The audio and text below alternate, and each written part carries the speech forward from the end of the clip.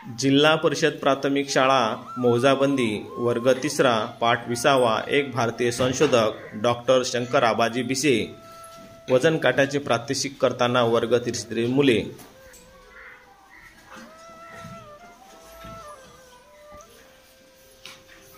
नमस्कार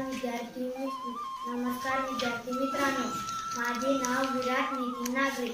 नमस्कार मित्रांनो, माझे नाव स्वस्तिक ज्ञानेश्वर नागरे। मी आज तुम्हाला अर्धा किलो वाळू मोजून दाखवणार आहे।